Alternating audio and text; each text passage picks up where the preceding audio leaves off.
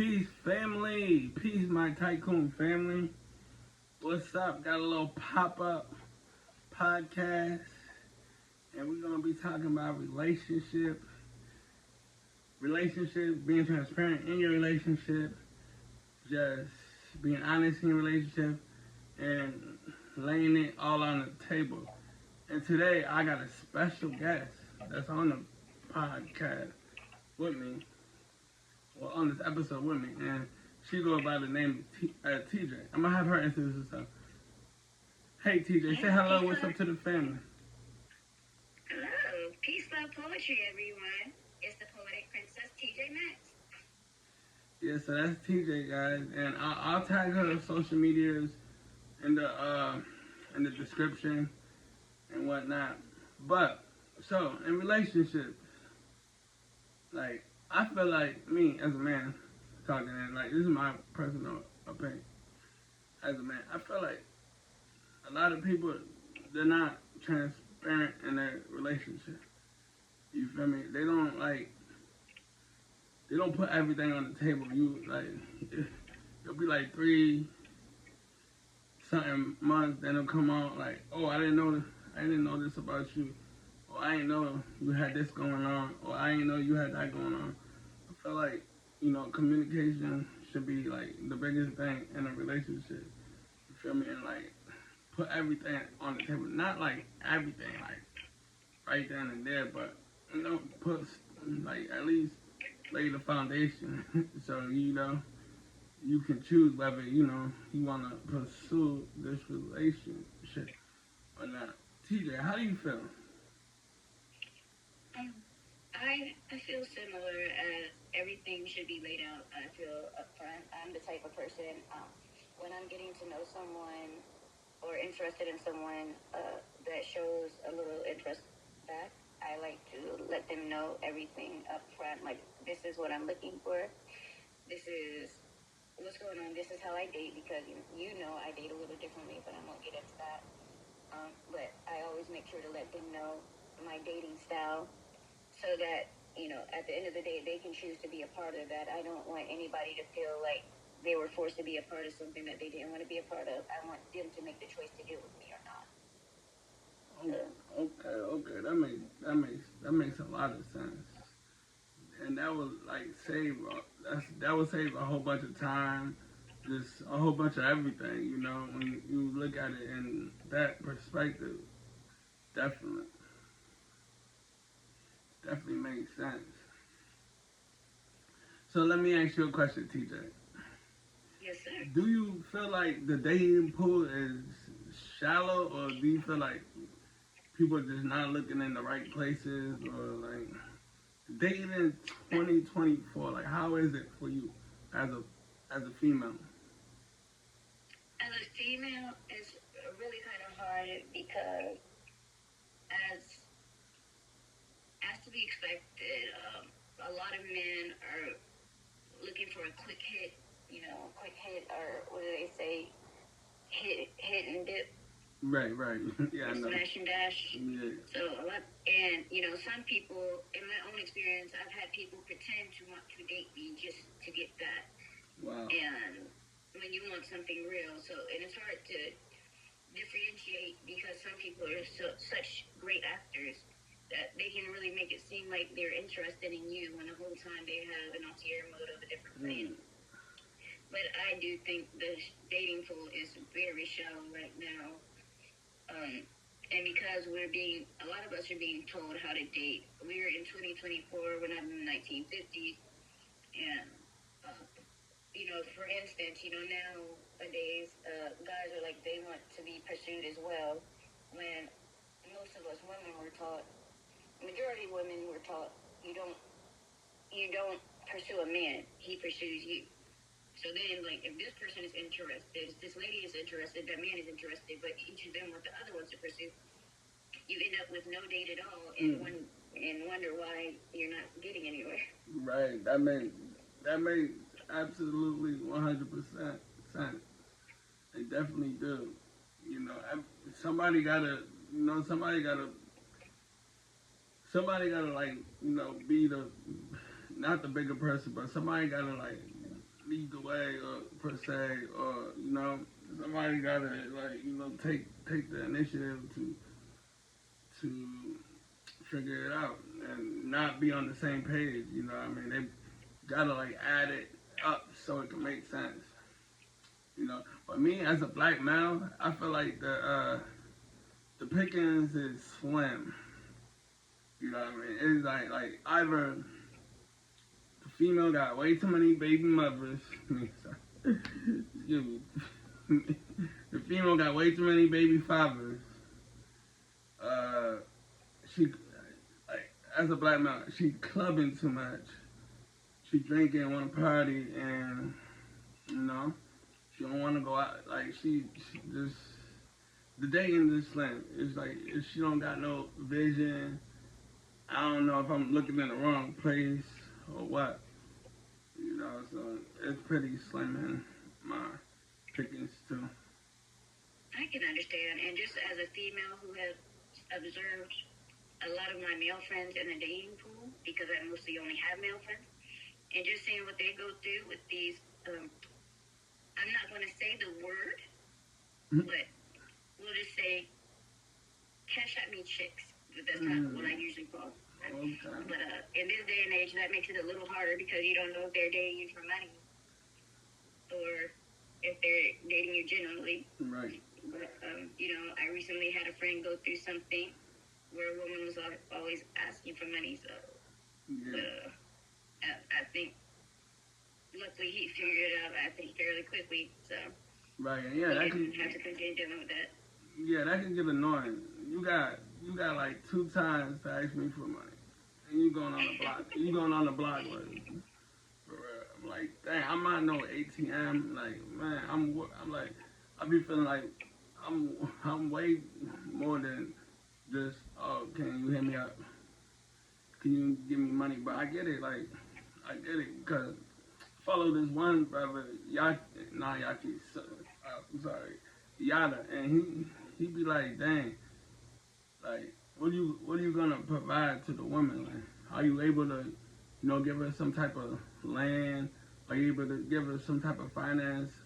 And I feel that leading up to this stuff, like if you in her inbox, you should be able at least to, give her some money. And when y'all guys initially started talking about, not consistently, like what I mean. But I feel like a man, not upfront. Yeah, not upfront. She shouldn't upfront. be requiring. My apologies for cut off. No, you good. She shouldn't be requiring a man to have to spend $100 on a date for her, or like, oh, he's gotta buy me a car. He has to have 20,000.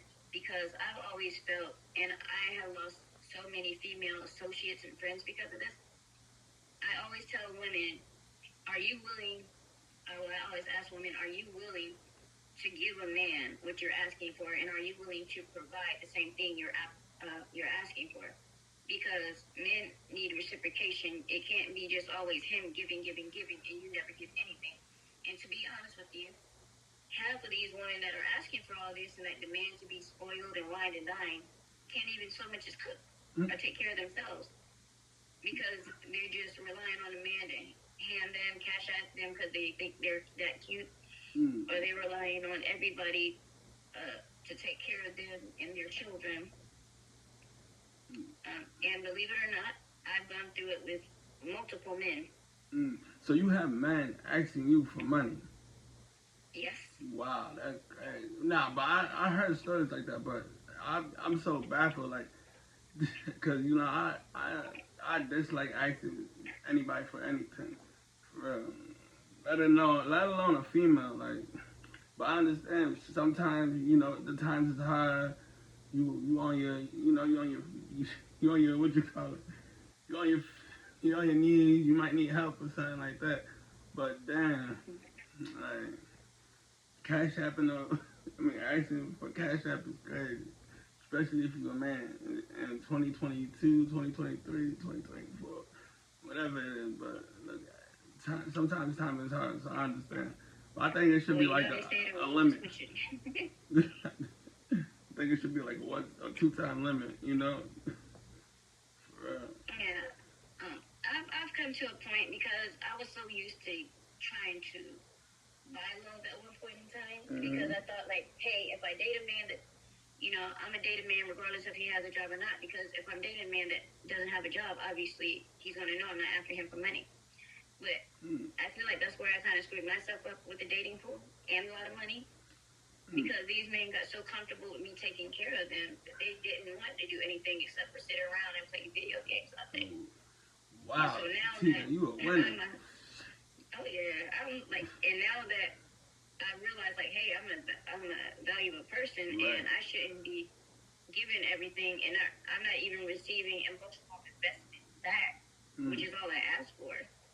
So right. Why should I be whining and dining a man, and I can't even get emotional investment? Right. I think there should be some type of like reciprocation when it comes down to finances or emotional, physical. I think it should definitely be. It should definitely work both ways, but more financially, I think it should follow the man. You feel me? Because the woman, her natural state is gonna be nurturing and stuff like that, and she naturally gonna submit to you if you can properly lead. You know what I mean? If a woman having to pick up the slack and she not gonna be able to submit, like she gonna be too worried about, you know what I mean? Oh, I gotta pay this, I gotta pay that. You dig? And that's what one of my females she helped me understand that. Like, I was wondering, like, damn, like, yeah, she really helped me understand that, and she really helped me like change my mindset of like a woman submitting and stuff like that. So shout out to her. I wouldn't say her name on her, but shout out to her helping me understand like you gotta support her, like not just financially, like mentally, physically, emotionally, spiritually. Then she's gonna naturally fall into that submission. Agreed. Right, right. I got a couple more questions. Then we're gonna get up out of here, family. TJ, from a female perspective, okay. Um, when would you say when would you say it's okay to tie the knot? Tie the knot. Female perspective. Well, I will say that I'm not the usual female, because I don't even really hang around females like that. But speaking from experience, just because I was married so young to somebody I had known for 11 years, wow. Thinking that it would work out because we knew each other for 11 years before we got engaged. We were dating for 1 month, then we got engaged, and we got married the month after that. So we were only engaged for like 60 days. And we got married after that, which nowadays I would say it depends on age and maturity. Okay. Now, some teens, when they get married, it works out. They're still together. And as we know, a lot of adults, when they get married in later age, sometimes it doesn't work out. Mm-hmm. I would say in this day and age, especially at my age, which is 16 for the 19th time in a row, and if they can do math, they can add that up. But at my age, and for me, I'm going to need you to know within a year to a year and a half, up to 2 years, whether you want to marry me or not. Okay. Because I'm not one of those women that's going to wait 5 years, 10 years, 20 years. I'll be gone after the third year, like, okay, this doesn't seem to be moving anywhere, so I'm gone. Right. Unless there is a absolute valid reason for that. Definitely, I definitely could respect that your time frame and stuff. I definitely could respect that. Well, alright, family, we're gonna end the episode. It's been great chopping it up with y'all. Y'all stay tuned. We're gonna have more episodes on the way. You know, I want to give a thank you to my special guest, TJ. TJ, thank you for joining us on this pop-up appearance. All right, peace. All right, family, peace.